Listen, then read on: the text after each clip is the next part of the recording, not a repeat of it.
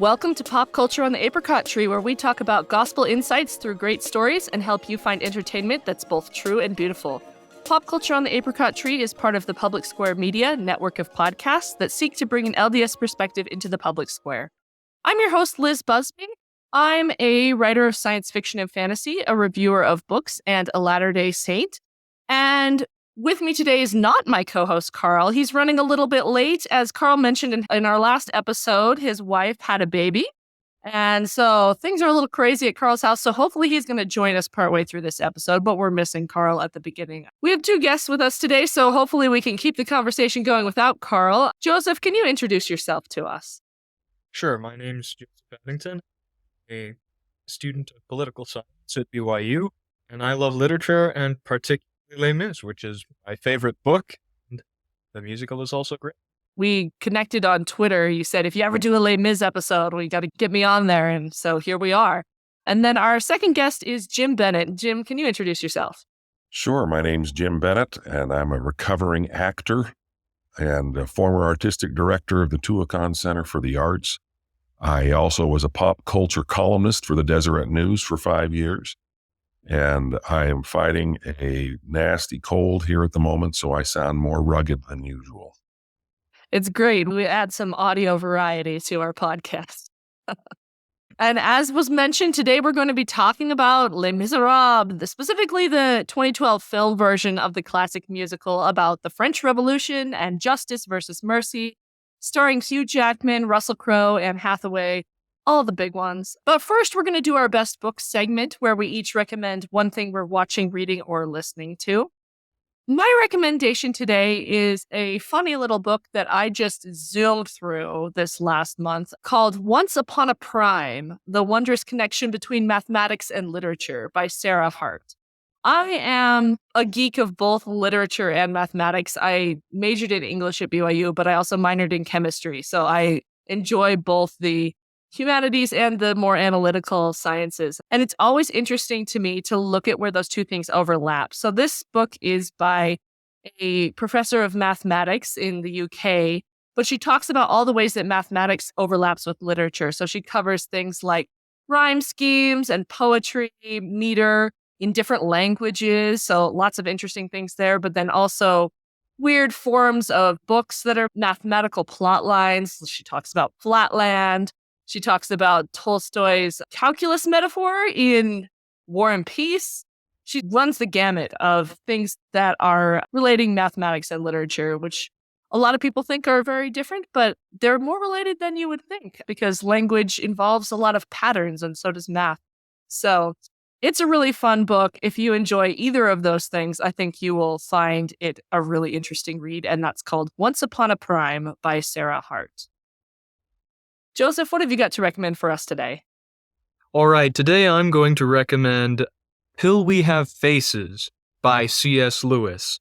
I absolutely love the book. It's one of my favorites, and I only had even heard of it recently. It's not a very well-known book by C.S. Lewis, who's obviously most known for, when writing fiction, the Chronicles of Narnia. This is nothing like the Chronicles of Narnia, although it is still focused on myth and folktale. It is actually a retelling of the Greek myth of Cupid and Psyche.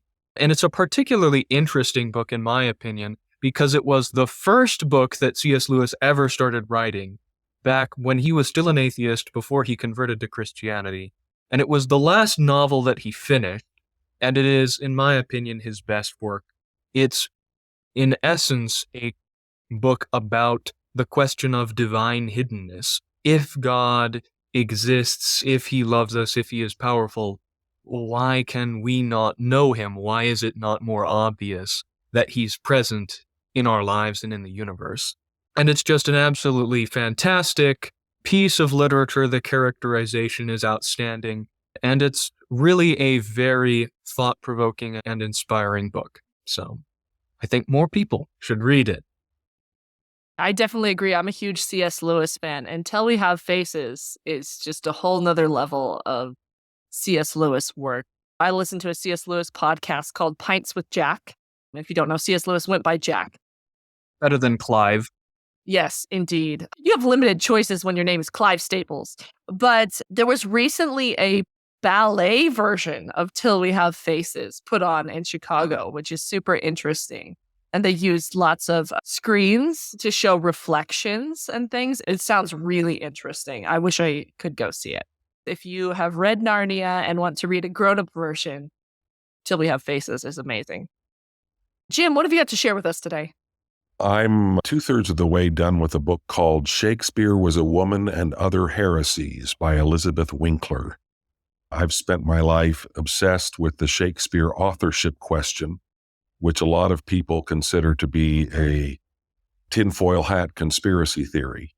And I don't believe that it is. And Elizabeth Winkler is a journalist for The Atlantic who found herself admired in this when she wrote an article called Shakespeare Was a Woman and discovered that all of these literary ivory tower types got really angry with her and discovered that this was a taboo subject to even discuss. So she decided to write a book-length version of this. And for anybody who's at all acquainted with the Shakespeare authorship question or doesn't even know what it is, this is a great layman's introduction to it. And I'm really enjoying it. That is so interesting. It's an interesting question that I don't know if we'll ever get a complete answer to historically. I wonder, have you ever read The Air Affair by Jasper Fforde? I have not. Okay, so this is like a really weird speculative fiction alternate history book. But the thing that's the most interesting about it for this conversation is that it's set in a world where people really care about literature. And so missionaries go from door to door trying to convert people to who they think Shakespeare really is. They're knocking on doors. Have you heard the good word about how Bacon was actually the author of Shakespeare's plays? I mean, it's really hilarious. That sounds like fun. I should take a look. It's a very silly book. Also involves going into literature. Thus, it's the Eyre affair because she has to save Jane Eyre. Somebody goes in and messes up the Jane Eyre plot line and the last half of the book is gone. So she has to go in and fix it. So it's quite amusing. But I always, whenever I hear of the Shakespeare authorship debate, think of those missionaries going from door to door. Hey, this is Liz from the future dropping in. Carl wanted to jump in and record his best book segment, even though in the recording of the podcast, he's not here yet. So, Carl, what have you got for us today? So I recently read a really interesting book called A Deadly Education by Naomi Novik. It's a young adult book that suffers from some of the problems of young adult books I don't enjoy. But basically, the author wanted to say, what if there was a magical school that took student safety more seriously than Hogwarts did? And what would that look like? And then, by her own admission, she went a little overboard. Because in this universe, there are creatures that eat mana, and they come after magic users. And so, like, kids who are just coming into their magic powers basically have like a 95% death rate. And so they decide to put them in a school where you go to the school like it's in its own pocket universe for 4 years, and the school is basically sentient, and it gives you all of your coursework and grades things and gives you the texts and the spells to learn and everything. And you just stay there for 4 years while there are creatures who sneak in as best they can to try to get at the students inside. And then at the end, they just open the gates and you have to run through like a horde of magic-eating creatures to try to get out. And 25% of the students survive that. So the wizards of the world decide 1 in 4 is still better odds than 1 in 20. So we're going to throw our kids into this horrible school. But it was fun and I enjoyed it. Hogwarts didn't take student safety seriously. And I feel like this is a genre misalignment where the fun thing about Hogwarts and Harry Potter is that these wild, crazy things happen. You just go to the infirmary and they'll fix you up and it's fine. And that's the fun and delight of it. And in this one, it's like, no, if that sort of stuff happened, people would be maimed for life or dead. And so we're going to take that seriously. It feels a little bit to me like George R.R. Martin trying to critique Tolkien by saying, this is unrealistic. I'm going to make something really realistic, and then outspits Game of Thrones. But I found it delightful. The main character is someone who is prophesied to destroy the world. And so the school keeps giving her these really evil tomes of magic. And she's, I just want to clean up my room. Stop giving me spell to raise an army of undead or enslave all the other students so they can clean the room for me. I just want a cleaning spell.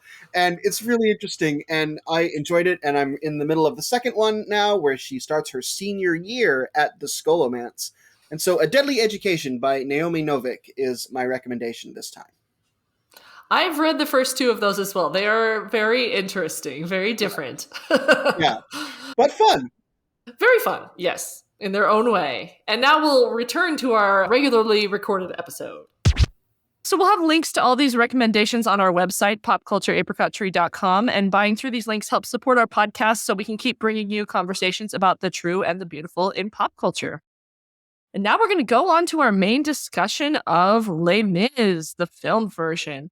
But I thought we might first do a little bit of background on Les Mis. I was talking to our guests before we started the episode about how Les Mis was one of the first plays I ever went to, one of the first big plays. I did regional theater things, little small plays that were for kids. But when I was old enough, when I was 13 or whatever, my parents were like, okay, you're ready. You can go see Les Mis.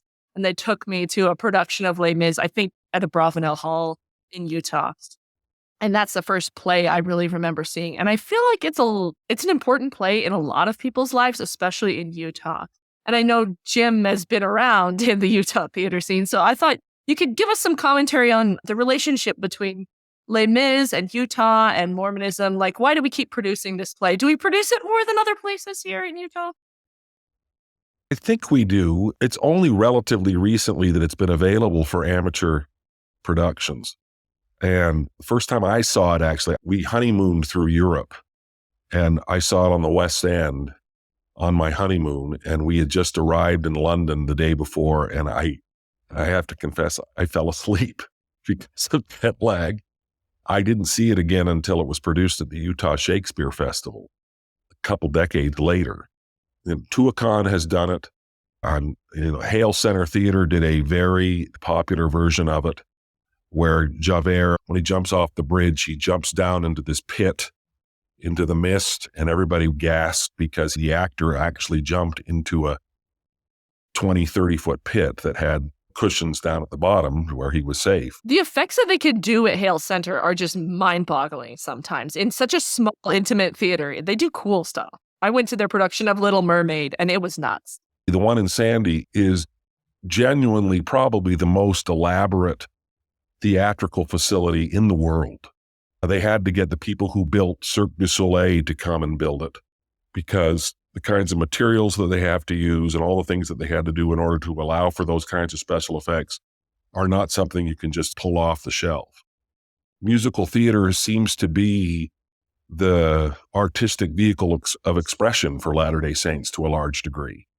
And we go through favorite musicals, anything that has a religious bent. Joseph and the Amazing Technicolor Dreamcoat for decades and decades was at the top of the list, and I think maybe Les Mis has replaced it. But it's that kind of uplifting spiritual message that Latter-day Saints crave, that they're looking for in their entertainment. And Les Mis fits the bill so well, and I think that's the reason why it's so popular. I don't know if this is apocryphal, but I feel like when they came out with the high school version of Les Mis, that it was produced in Utah first. I remember reading something about that, but I could not find any news stories on it online, so maybe I'm just remembering wrong. So don't quote me on that. But I know my brother-in-law played Jean Valjean in his high school production. Like, it's definitely very popular around here. I personally have not read the book, but Joseph, what do you think about how the musical compares to the book version? The book is a classic of world literature. Yeah, I probably have a pretty unique relationship with Les Mis because I read the book a few times before I ever saw the musical. Oh, interesting. I first read the book as a sophomore in high school. We spent an entire semester of my sophomore honors English class, and all we did for that entire semester was read Les Mis. And it is probably the only worthwhile book I ever read in an English class in high school, honestly. But it was so impactful on me that it made a pretty huge difference, and it became my favorite book.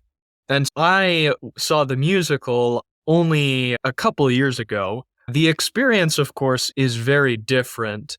The music is fantastic, but by virtue of the medium, there's only so much you can compress from a book that's 1,400 pages long down into a musical that runs a couple of hours. And a lot of it tends to exaggerate the dramatic plot lines in Les Mis, the French Revolution plot line, especially. is exaggerated in terms of the importance of the plot. A lot of Les Mis, the book, is very dedicated to the internal moral evolution of Jean Valjean as a character and the internal moral evolution of Marius as a character. And that's not something that we can really see on screen just because it doesn't translate very well. You would have to spend a lot more time on it in order to get the kind of effect that Hugo can do in the book by talking about their internal experiences directly.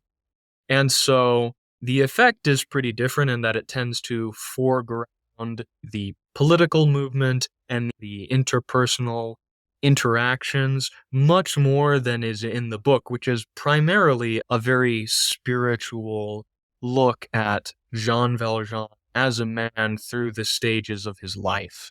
I feel like the film version was a lot more spiritual even than the stage musical version. Most of the versions of Les Mis I've seen have a more minimalistic set. And in the film version, you can have him singing his conversion song essentially in this cathedral before the altar. And you have the iconography of Christ on the cross there. And they return to the church in the end. It felt a lot more Christian. And so you're saying that is definitely in the book, that it's more of a spiritual book. Sometimes the musical feels a little bit more about the social issues than about the spiritual issues. Yeah, and it's difficult to understand the way that because Hugo was not a very Orthodox Christian and he had very mixed feelings about the Catholic Church. And so Hugo was a very spiritual man, but he was not particularly religious. And in the book, he speaks pretty equivocally of the Catholic Church, actually. His great hero is the Bishop of Digne. Of course, we see that a little bit in the beginning of the musical, but the bishop is notable precisely because he does not fit with the norm of the Catholic clergy and the Catholic Church in France as Hugo saw it. The church is basically there at the beginning of the musical and then just is gone the rest of the time. Like, we don't see any kind of other interaction with the church after that, really. But it's more about Jean Valjean's internal spiritual relationship with God and with justice and mercy rather than with any kind of institutional church. So the one complaint I always hear about the book is that there's a lot of French politics and people are like, I just skipped that part. Is it worth reading the full version? Or I know there are abridged versions that kind of bring it up to date for modern sensibilities of pacing and things. So if you're going to choose between not reading the book and reading the abridged version, you should read the abridged version. But if you enjoy prose at all, you should read the full version. Victor Hugo is a good enough writer that he can spend 20 pages writing about the history of the sewer system in Paris, and it is a delight to read, even though it really has absolutely nothing to do with the main plot. Hugo is probably one of the greatest prose stylists that ever lived, and it's good enough that, you can read him writing about random digressions pleasurably, even in translation in English where there is no way that you could match his native French style. So, if you enjoy literature, I think that you would probably enjoy reading the full version, although it will take a lot of time, because Hugo is very wordy. Okay. I need to put it on my list. I've been working my way this year through a couple of long books, but they were both Russian. I finished War and Peace, and now I'm doing Brothers Karamazov. And maybe I'm ready to not be in Russian literature anymore, so maybe I'll try Hugo next. Les Mis tends to be a lot more accessible to modern readers because French politics is much more comprehensible to modern peoples than Russian politics. Hugo is what I would consider the archetype of high liberalism, whereas War and Peace is set in a Russia that is still essentially mired in feudalism and ways of thinking that are just completely alien to us, that it's very difficult for us to get in the mindset of those people, whereas the French revolutionaries are relatively easy for us to understand, even if we may not necessarily agree with them. I think there's a misconception sometimes that the French Revolution and the American Revolution are very similar, but Although you did have liberty as like this underlying thing, they have different characters, I feel. And especially the French Revolution continues over several years, interrupted by Napoleon and the return of the monarchy. And then we get this ending part of the French Revolution, which is portrayed in Les Mis. The French Revolution was a very radical revolution. The American Revolution was a very conservative revolution. Let's dive into actually discussing this movie version. What did you think of the film version of the Les Mis musical? Jim, have you got thoughts on how they translated the musical to a movie? Anytime you transfer a musical to film, it's a challenge because it's much harder to suspend disbelief that you're living in a universe where everybody is singing. And particularly with a musical like Les Mis that's sung through, it becomes difficult. And I found the choice to record live vocals on site to be deeply distracting from that, because it was trying to inject this kind of realism into a very unreal kind of universe. And Jean Valjean is tromping through the sewers and he's singing. Why is he singing in this world where sewers stink, there's all this dirt and everything, a very realistic, gritty world that doesn't match with the kind of suspension of disbelief that is necessary when you're dealing with a musical. So I did not really like the film adaptation of it. There was a lot of criticism of Russell Crowe's vocals particularly. And yeah, I don't think Russell Crowe can sing, but that wasn't my biggest problem with it. My biggest problem with it was the difficulty of suspending disbelief in a universe where everybody is singing, and it just didn't work. It just didn't hang together for me. Now we have Carl joining us. Hi, Carl. We're just barely starting the film discussion, so you're right on time. Okay, good. I'm going to build off of what Jim just said. Yeah, I am not an expert in musicals or singing, but I definitely noticed that when I first saw the musical in theaters, that it doesn't feel the same. There's like the echo of the musical there, but you don't get the same soaring power that you get with these iconic Les Mis songs. And when I mentioned to some people that we were recording an episode on Les Mis, two different people shared with me the famous YouTube breakdown of why the singing is not great and of this choice to record the music live.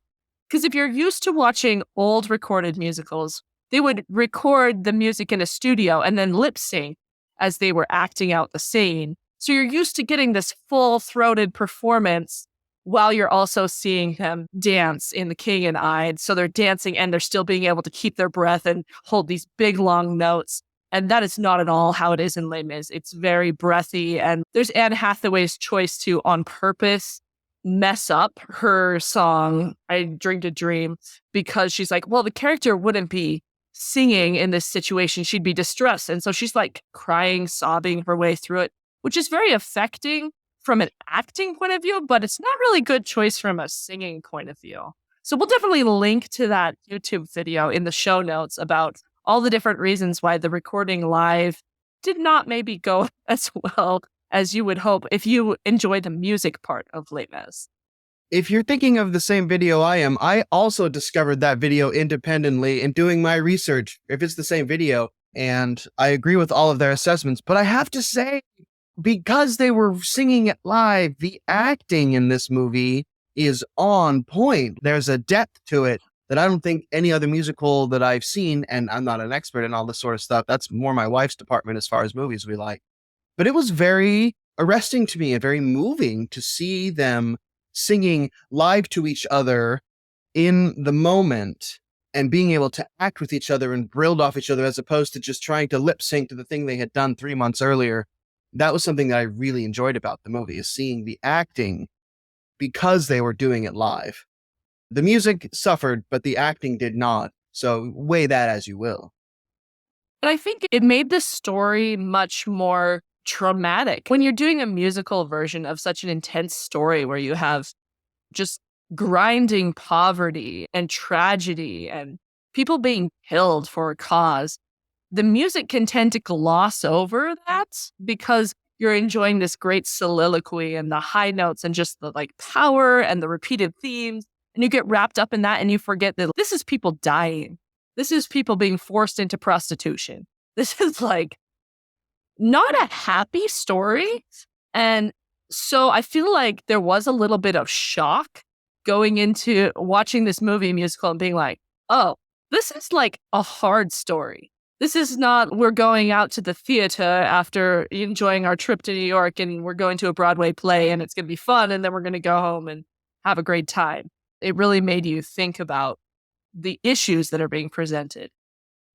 Yeah, I am not an expert in musical theater either, but I do think the acting as opposed to the singing was really the strong point. And I think that's more faithful to Hugo's vision. He wrote Les Mis essentially both as a paean to the common people of France, but also as a call to action. It is supposed to say, we have these problems in our society, and unless we fix them, we are morally culpable for the results that we are seeing. And so we need to understand both the problems and our responsibility. And so the choice to really foreground the acting, and so to foreground the tragedy that is really happening, I think is a very interesting, and I think it is a good choice, even if it does sacrifice the music somewhat, but you can always listen to the music from the Broadway shows if you want that. It's problematic because there are film versions of Les Mis that are not a musical. I film the musical version if you're not going to focus on the music and if you don't understand that like that's the method of the storytelling is the music itself and the repetition of these themes that you hear the echoes over and over again.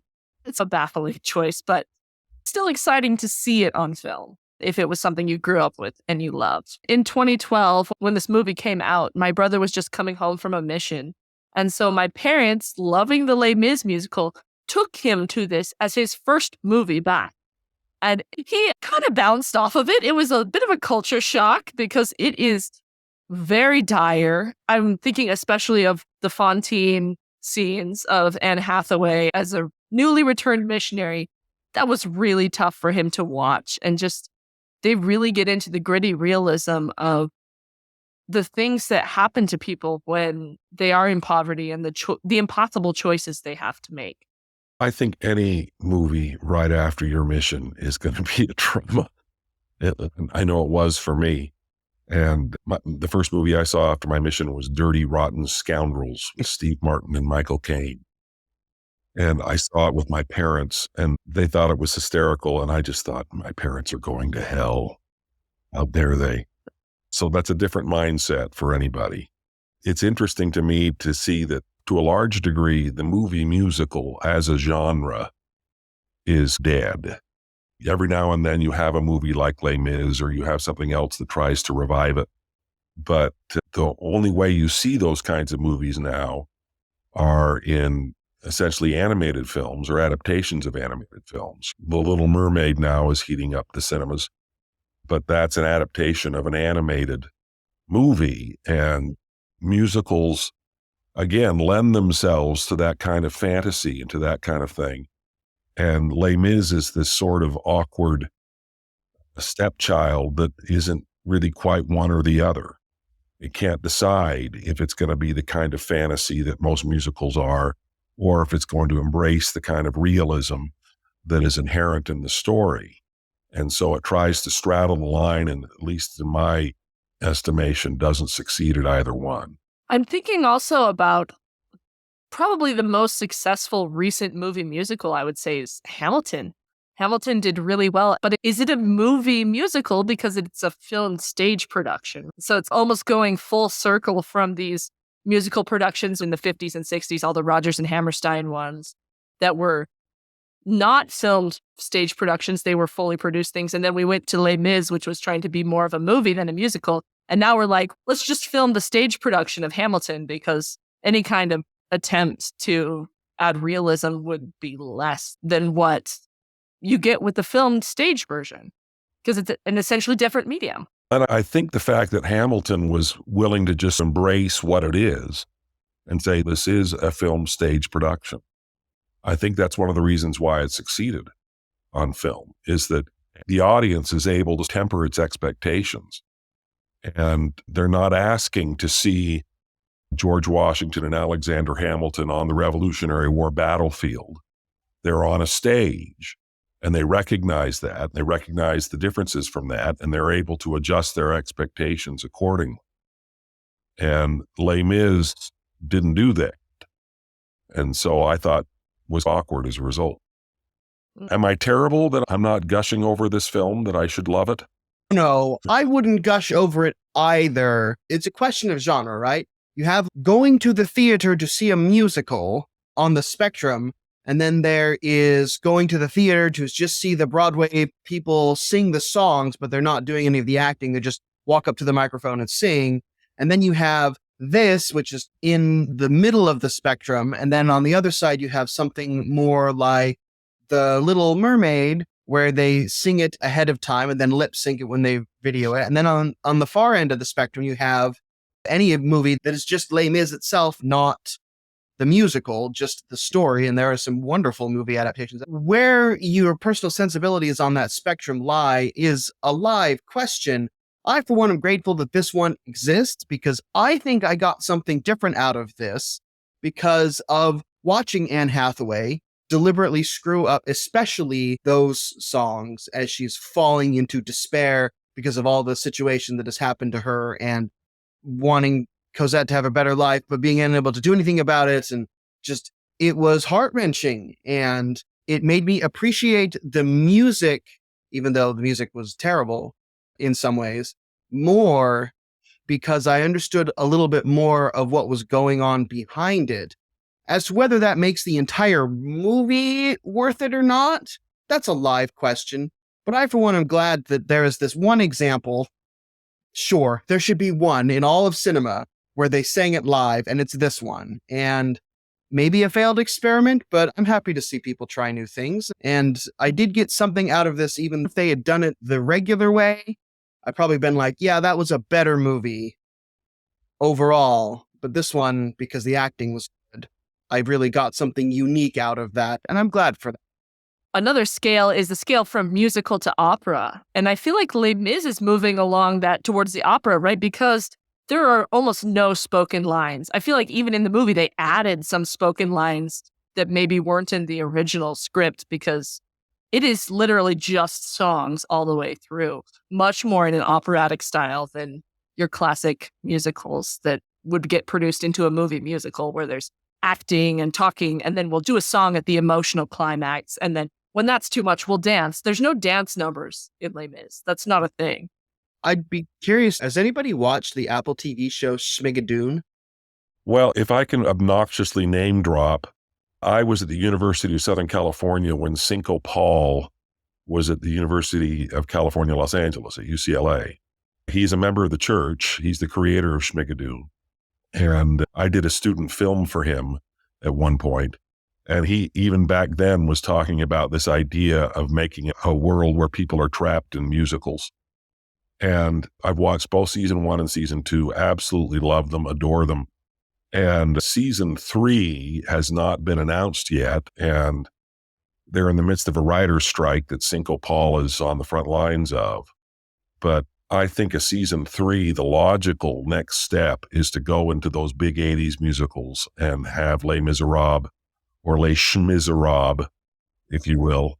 I think that's the next logical step. So if I were talking to Cinco, I haven't spoken to him in decades, but if I were talking to him, that's what I would pitch.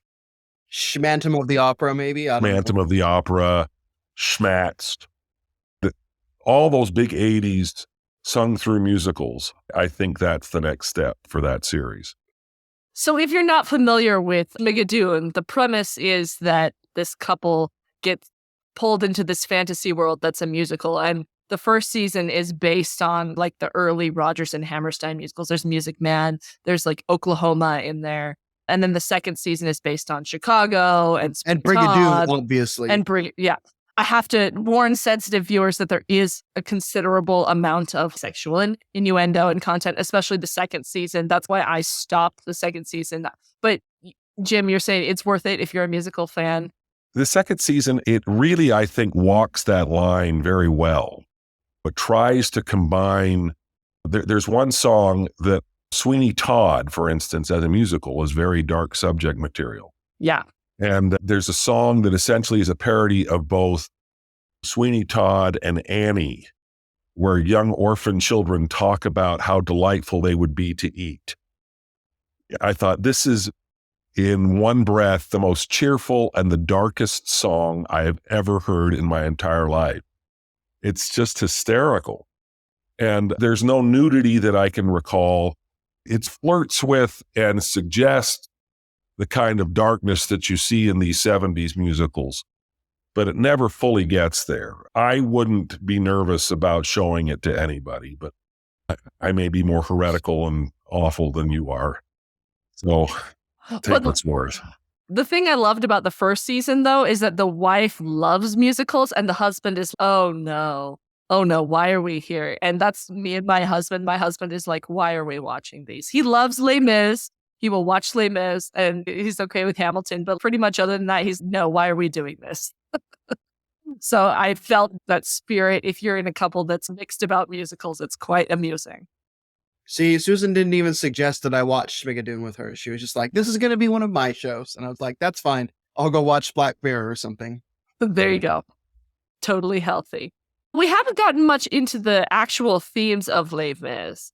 And I feel like the film style definitely lent more to a discussion of the theme of poverty, right? Like you can see just the grinding poverty that not only the main characters, but just the crowd songs that people are going through in France at this time. And Joseph, when you were talking about how Hugo wrote this novel to bring awareness to this issue and be like, you are all responsible, you know what's happening. It reminded me of Charles Dickens, right? Because he was a similar thing for England, being like, I'm going to write this amusing novel and people will have funny names and be stereotyped characters.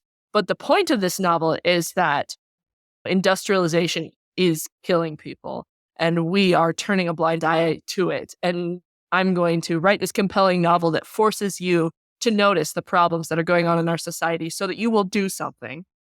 My question is, after watching Les Mis, what is the thing that it is saying we can do? Or what should we do? What kind of message is it saying about how we deal with issues of poverty and massive inequality, which are very relevant to today? The movie itself is very much drawing attention, yes, to the plight of the poor. Unfortunately, I don't feel like it does a good job, and I don't know if it could do a good job of highlighting Hugo's attempt to solve this. Hugo is what I would consider the archetype of the high liberal. He believes in the perfection of humanity through progress and specifically through education. In the book, Hugo talks about how all sin and all crime is caused by ignorance. And so his idea was that universal education could ultimately eradicate crime and poverty altogether.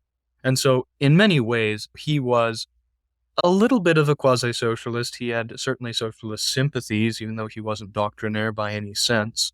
But he did believe in not just in providing help for the poor, but that by establishing a program of universal education, then the poor could be lifted out of poverty and ignorance entirely, and essentially that humanity could be perfected in this way through education, because people would be able not only to provide for themselves physically, but also to provide for themselves spiritually, which is another way that Hugo was concerned with poverty, not just the material desperation that it brings about, but the fact that it tends to accompany the moral degradation, which prevents people from achieving their spiritual potential as well.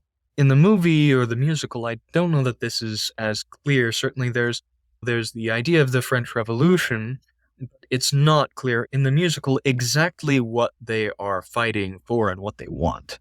Just in reading up on everything for this podcast episode, I did not realize before now that this isn't the full-blown French Revolution. This is like a very specific thing, the June Rebellion, that lasted for 2 days, and that was it, right? Like maybe it's part of the broader thing that's going on in France at the time, but I had until now always assumed that this was the dramatized version of the kickoff of the full-blown French Revolution. It's not. And that changes the way I view what's going on, because it seems ultimately very futile now, to my mind, what they're doing in setting up these barricades and hijacking the funeral of this general and all sorts of things that are going on. Something that I think the movie does really well and was, again, very moving to me is just that line as Valjean is dying and going to heaven. Fantine is taking him and walking away from his body as the two younger characters are crying over him as he's just passed. And he walks towards and sees the bishop, who is, I forget if he played Valjean or Javert in the original Broadway, that particular. Valjean, okay. In the 25th anniversary one, I think. Walking towards the bishop, and there's just that great line. To love another person is to see the face of God.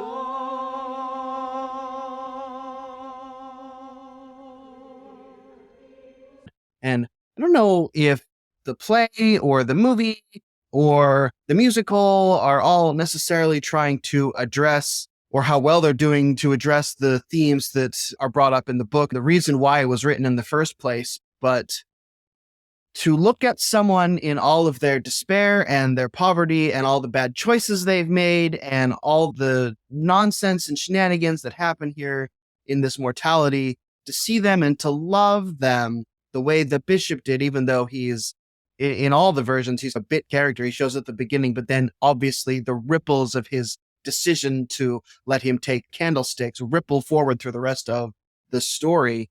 But to see him approaching the cathedral and the bishop singing and the whole thing was very moving to me. And whether you think poverty should be addressed by means of socialism, like Hugo did, or if you want to take a more libertarian approach, there are good faith discussions to be had about how we handle all of these situations. The poor are always among us, but to love another person is to see the face of God. It was very moving to me to see that portrayed so well, and something in all these discussions we should not lose sight of that was brought home very powerfully to me in watching the ending of this particular iteration of Les Mis. And all the political discussions, don't lose sight of that fact.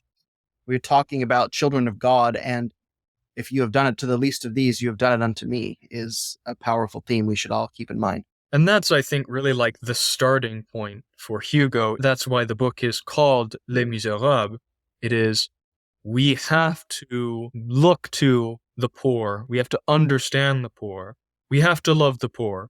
And at that point, then we can consider the kind of solutions that need to be done.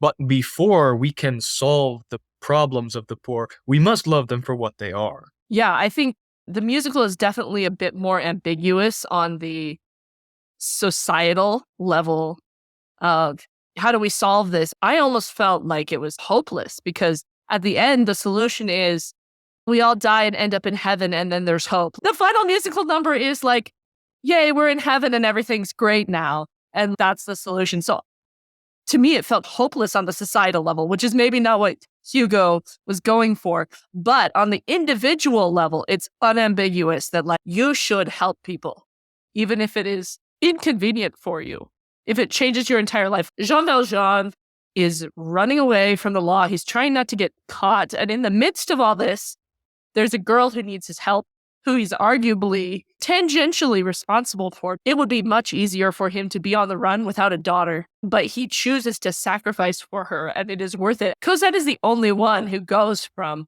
scraping poverty to a much more middle-class, upper-class life in this musical. Like, she's the only one, and the reason that she does is because one person reaches out to one person. That's the solution that I saw in Les Mis, that, like, the societal problems are difficult and intractable and hard, but the individual problems are easy. It is give. The other, like, huge theme in here, of course, is justice and mercy, which we have in the characters of Jean Valjean and Javert, like this idea of, should we judge a person by the one moment of weakness in their life, or should we give people second chances? And I think sometimes it can be tempting to be like, Javert is an extreme version of this. This is obviously a very extreme version of you stole one loaf of bread. So for the rest of your life, you should be a criminal and no one should give you a job or ever forgive you. What do you think about the portrayal of justice and mercy in this film, in this musical, in this book? Is that realistic of how justice and mercy are opposites of each other? Is there maybe more nuance that we need? I think one of the most powerful moments in the book, in the musical and everything, is when Jean Valjean shows mercy to Javert, to the point where Javert is so undone by it that he can't continue living. That, to me, is such an extraordinarily powerful insight into the power of mercy, into what mercy can do for us, and how we need to be willing to accept it when it comes. And Javert's sense of justice is so keen that he can't live in a world where mercy is able to overpower justice. I see Les Misérables in many ways as Javert's story as much as it is Jean Valjean's. And Jean Valjean is able to progress and grow and learn and improve, and Javert is not. And then when he's given an opportunity to say, your entire life has been devoted to something that is incorrect, that is wrong.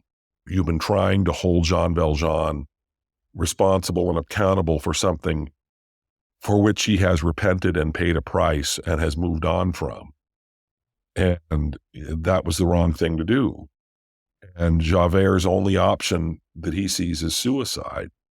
And so I see those two sort of parallel stories as being the thematic center of the story overall. And justice and mercy is very much at the center of what happens here. I think the interesting thing, especially about Javert's story in particular, is that the musical tries to portray this by having Javert sing about the fixedness of the stars, for example. But Javert essentially was a very religious man whose faith was in the state and law and order. And what Jean Valjean actually did in the book is he provoked Javert into a crisis of faith by his extension of mercy, where Javert saw that there is a higher law above the state and above public order, that there can be, criminals, those who have been rejected by society and judged by the state as unworthy of participation in public life, that can be more saintly, greater people than a policeman. And to Javert, this was a revelation, but an unacceptable one. He had dedicated his life to serving what he saw as the highest good, preserving the public order of society for the citizens.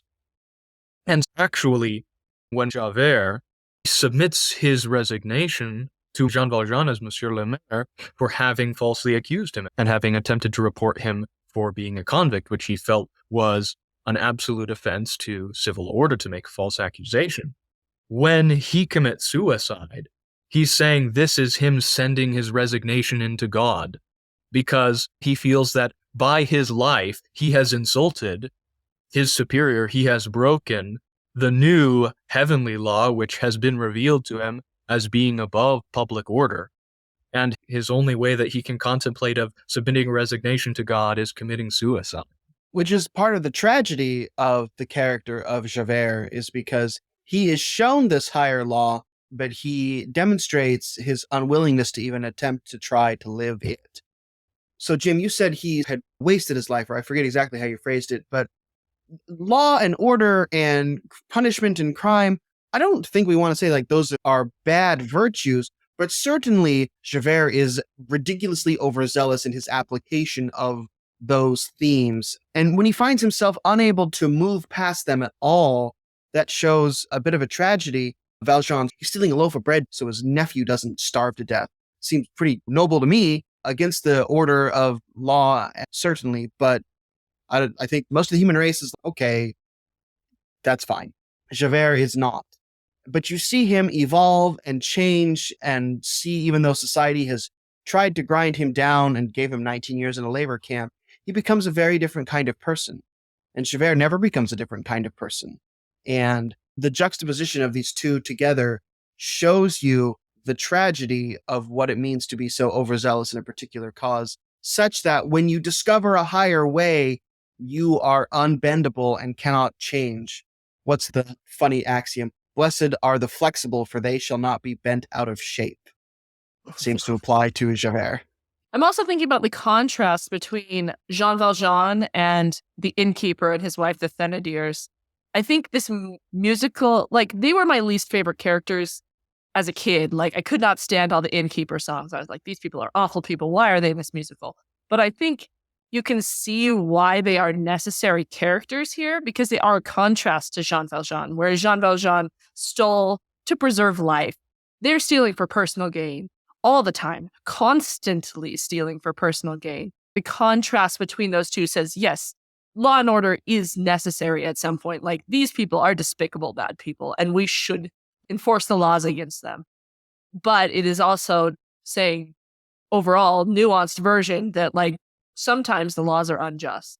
Sometimes the things that people do are understandable. The causes of sin, like you were talking about, Joseph, that sometimes people are forced by circumstances into things that are less than ideal.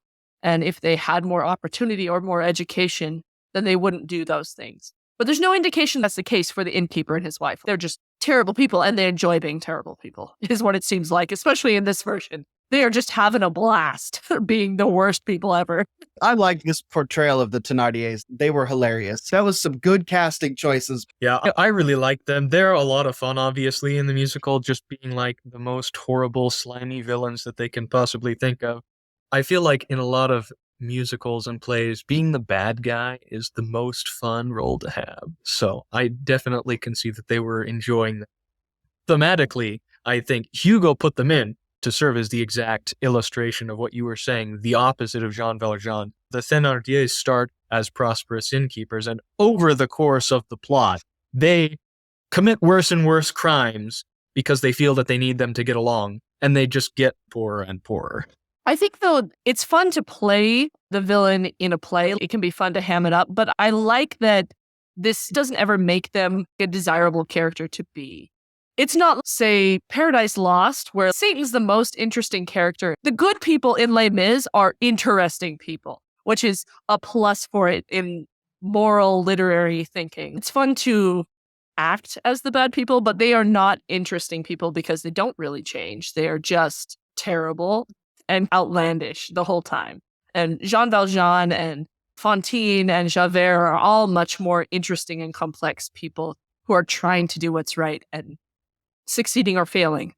If you want a really good version of the Les Mis that I think does a better job of talking about these issues of mercy and justice and law and righteousness, I'm just going to put a little plug in for the 1998 movie version starring Jeffrey Rush and Liam Neeson as Javert and Valjean, respectively. I thought that was a great sort of, again, in that spectrum I outlined earlier, that's the one that's just pure movie adaptation. And I remember watching it and thinking, oh, I thought this was going to be the musical, but this is just the story. So that was disappointing. But once I readjusted my attitude towards what I was watching, that's a good one that I think does a better job of especially juxtaposing Valjean and Javert than I think this 2012 musical version does. They're just going for different things. And so if you want to see the good cinematic discussion of all the heady themes of mercy and justice and all of that, I thought the 1998 version was quite good on that front.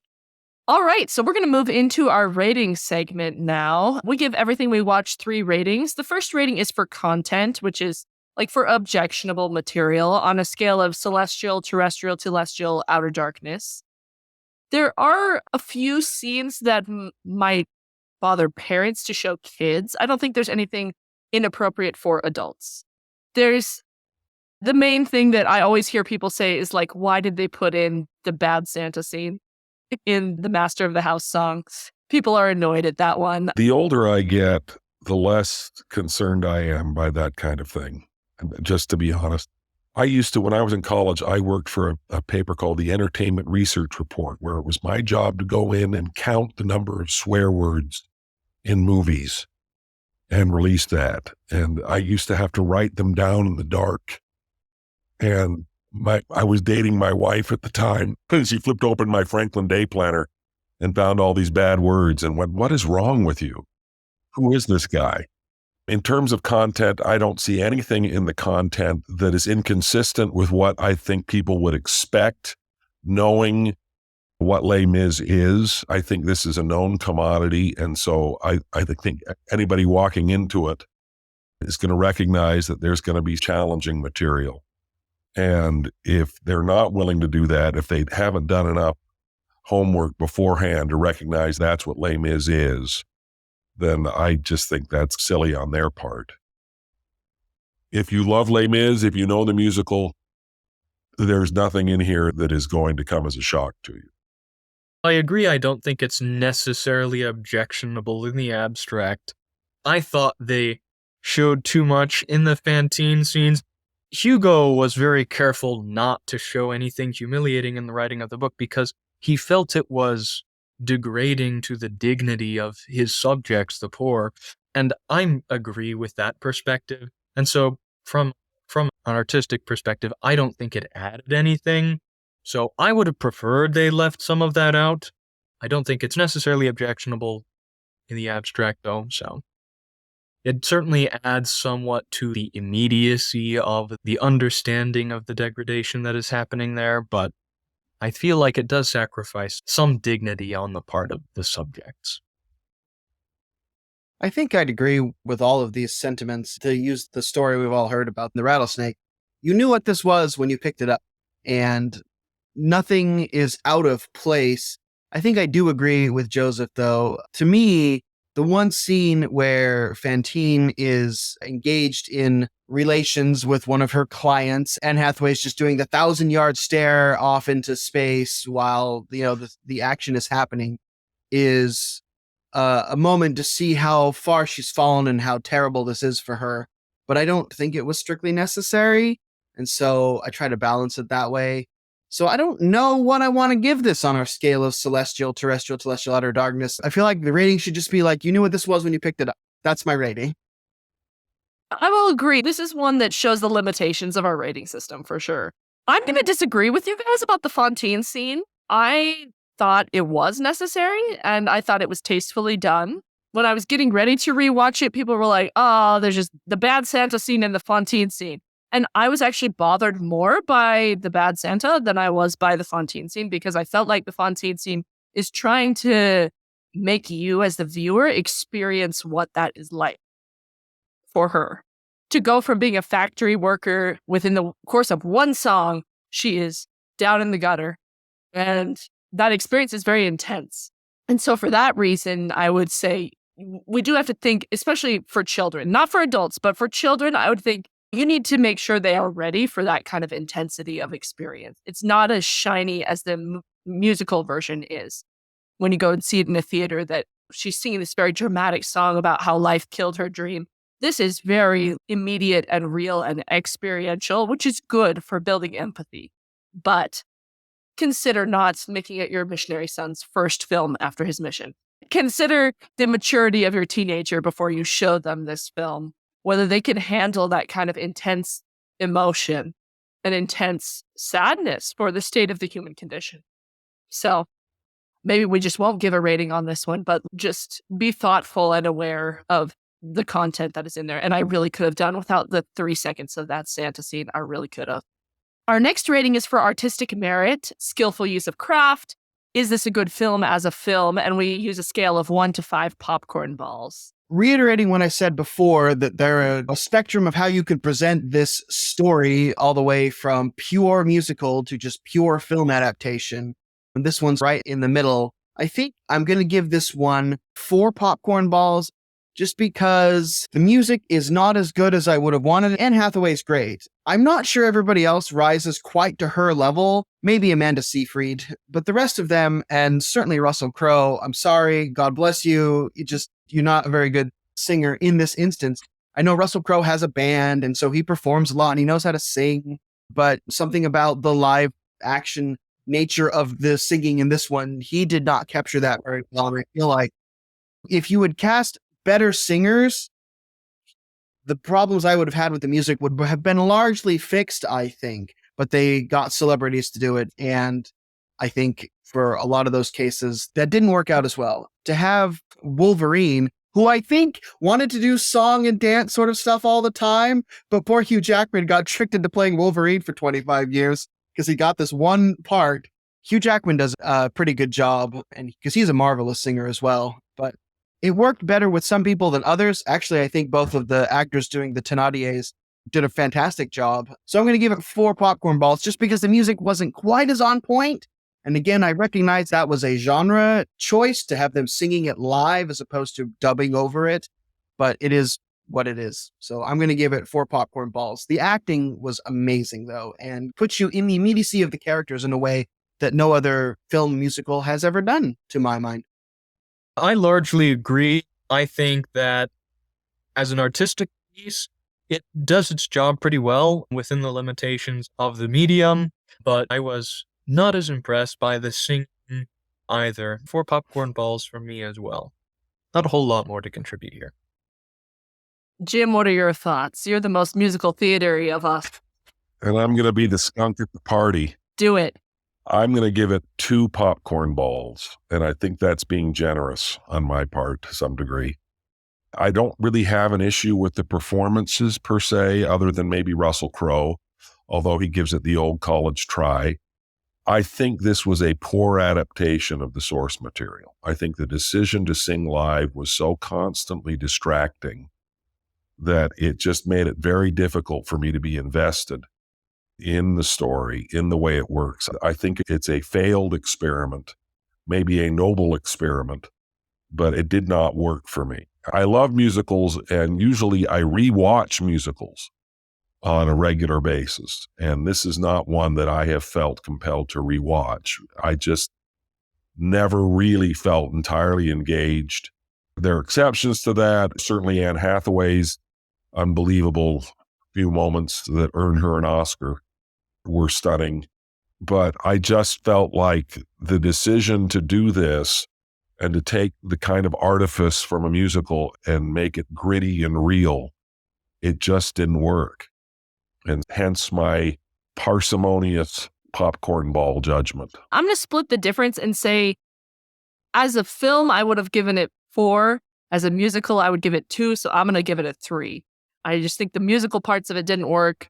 A lot of the acting and the grittiness and the immediacy really adds to the empathy building nature of the films. Just probably some poor choices from the beginning. So I would give it 3 popcorn balls. That's fair. Final rating is for gospel connections and morally edifying messages. Like we've been discussing this whole time, Les Mis is a deeply moral, deeply spiritual story. So I think we got to give it 5 apricots from me. Regardless of the adaptation, the basic source material is that strong. It is that powerful. And whatever spiritual edification people pull from this, it's coming from Victor Hugo, I think, more than it's coming from the medium that is being used to tell that story. But the story is powerful enough that I think 5 apricots, I think that's appropriate. Joseph, your thoughts? You're the big fan of the book. I have a hard time with this because I feel like the movie and the musical really fall short compared to the book. So we'll give 6 apricots to the book. Sure, I'll give the movie 5 apricots because standing on alone, just on the merits, it is a very spiritual and uplifting story, but the execution is just so limited compared to what Hugo's able to accomplish in the book. I'm a great partisan of the book. I think everyone should read it. It's my favorite book in the world, but also it's really big, so I understand why people are intimidated by it. But if that is a problem, read the abridged version. I promise you will not regret it. Take us home, Carl. So I think I agree that the strength of the moral messages come from the original source material, not so much this adaptation. If anything, this is actually something I found disappointing, is because they're just racing through some of this stuff. It's, like you point out, Liz, it's very powerful to see in the course of one song, Fantine go from the sort of lower middle class life to the absolute despair depths of being a prostitute in the filthy gutter there in France. But it goes so fast that I feel like the best way to approach this is not almost as its own thing, but to approach it as another way of looking at Les Mis. Because you're going to encounter this someday. You're going to take Joseph's advice, or maybe your high school English teacher will assign you to read the abridged version, or you're going to encounter the story, or you're going to watch a different movie, or you're going to listen to the soundtrack from the Broadway play. You're going to encounter this some way in your life, probably. And this is just another way of turning it over in your hand and looking at it from a different angle and a different point of view. And so I'll give it 5 apricots as well. But again, that comes from the strength of the source material, which I saw through a different lens because of this movie. And I felt I benefited from it. All right. You can follow my writing and book reviews on lizbusby.com. Carl, where can people find you? I'm on Twitter at Carl Cranney. You can come say hi there and have a chat if you'd like. Joseph, where can people find your work online or get in touch with you? I do have a Twitter. If you want to follow me, it's at Georges Joseph. It's deactivated a bunch of the time, so equivocal whether you'll find me there. But yeah, that's about it. I also sometimes write for my publication called Progress in Poverty, which is on Substack, but that rarely has anything to do with these kinds of topics. It's about political economy. You're on a great episode of our friend Ben Pacini's podcast, Radical Civility, talking about Georgism too. If people want to know more political stuff from you, that's a good place to check it out. Jim, what have you been working on? Where can people find you? I've got my own podcast called Inside Out with Jim Bennett and Ian Wilkes, where I discuss my former missionary buddy who's now out of the church. We talk about the church from the inside and from the outside. So I invite people to take a listen to that wherever they get their podcasts. I'm on Twitter at stallioncornell.com. That has a long, weird story behind it, but that's where you can find me on Twitter. It's where Desnat beats up on me on a daily basis. Oh, Twitter. We will put the links to those in the show notes if people want to follow up with our guests and learn more about their views. Thank you for joining us this week. If you've enjoyed this episode, share the podcast with a friend who enjoys good movies and good conversation. You can also subscribe to our podcast on the platform of your choice or on YouTube. We'd love to hear your thoughts on this episode or any episode via email, social media, or on our website. It makes our day as hosts to hear from you. We're going to be taking a summer break after this episode to spend some time with our families, a new baby in Carl's case, but we'll be in your podcast feeds again in the fall, so keep an eye out for us then. This has been Pop Culture on the Apricot Tree, encouraging you to seek after everything virtuous, lovely, of good report, or praiseworthy. We'll see you next time.